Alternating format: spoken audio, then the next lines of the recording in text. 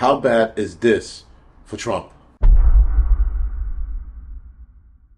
Now, a lot of you heard yesterday that Trump was found guilty on all 34 counts of falsifying business records to move around money to give to Stormy Daniels as hush money.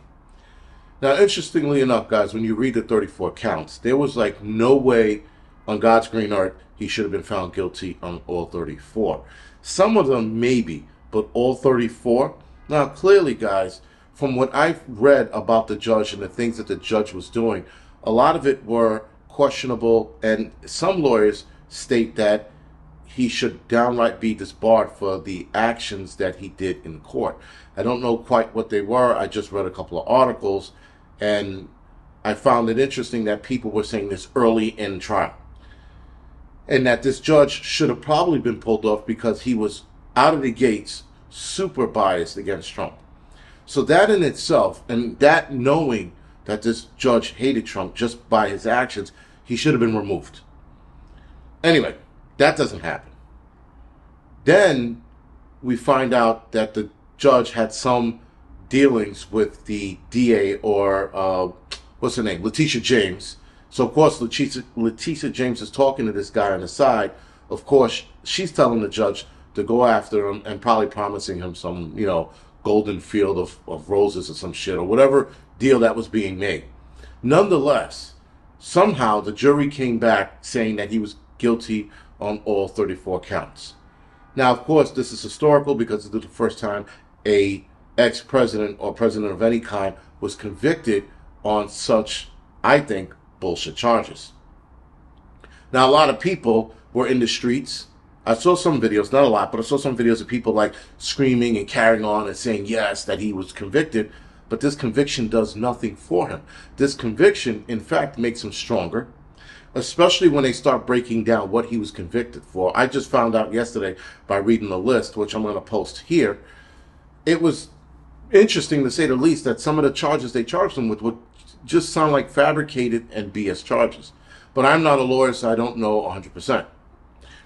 Now, again, there are other people saying, God help us, oh my God, America's in trouble. No, America's not in trouble. This is one man. First of all, America's been in trouble for decades. Let's wake the people up who seem to think that Trump being found guilty is trouble for America. America's been in trouble forever. So in case you haven't woken up yet and you're still asleep, and you think that this one man's going to save America, there's something wrong with you and everybody around you who thinks so. Because Trump is not saving America. America is already on a path that cannot be reversed unless we, the people, revolt. Until we set off a revolution. And not a civil war, a revolution. Because things have to be changed. And the course that we're headed on, guys, is well above everyone's pay grade, including the President of the United States. So again, how bad is this for Trump? I think this is going to empower him. I think this is going to make him a little more appealing in the election season. I think a lot of people are voting for him anyway. People who are switching their votes over to Trump this time around are still voting for him. We are watching what Biden is doing. We're watching what Biden is saying. We're watching Biden make stupid moves that shouldn't be made. And Trump and his reaction to the court hearing, he's going to have a rally today, I think, downtown. I'm not going to be able to make it.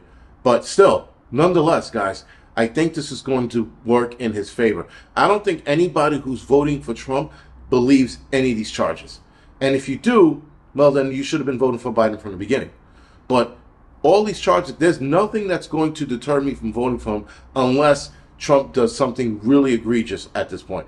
He already has 2 strikes with me. He works on a third, then yeah, I won't vote for him.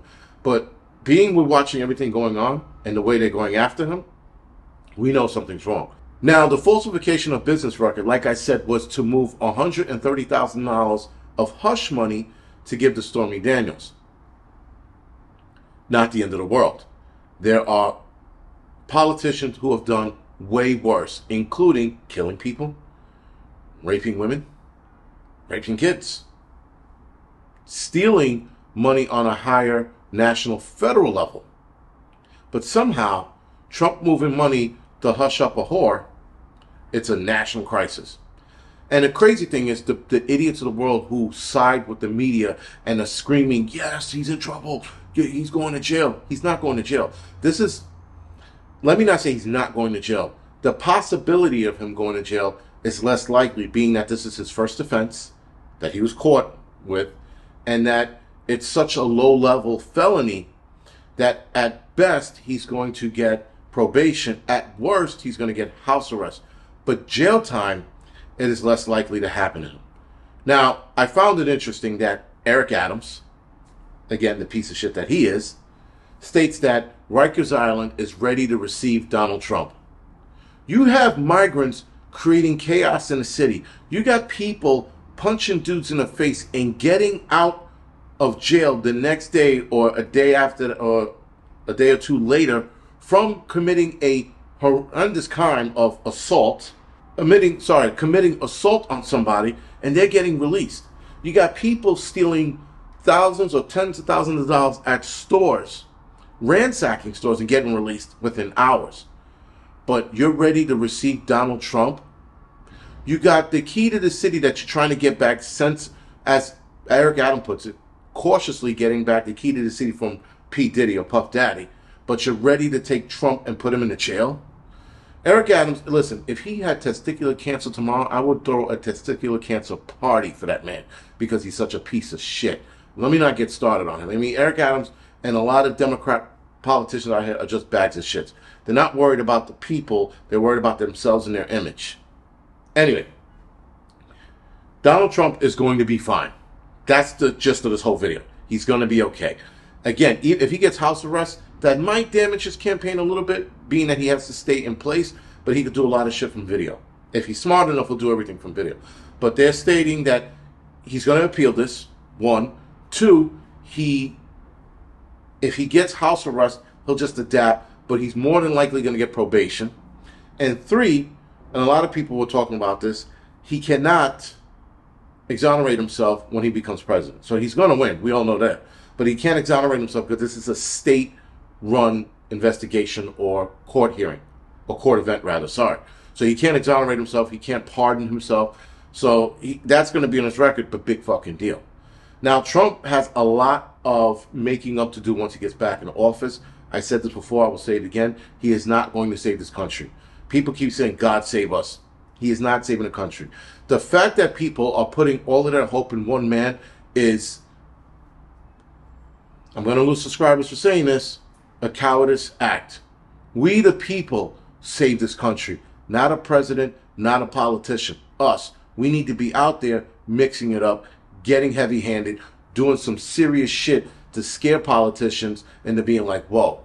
If we have to go toe-to-toe with National Guards or sheriff departments out there, then so be it. This is how, guys, you move the needle. Not by getting one man in who's surrounded by politicians that hate him.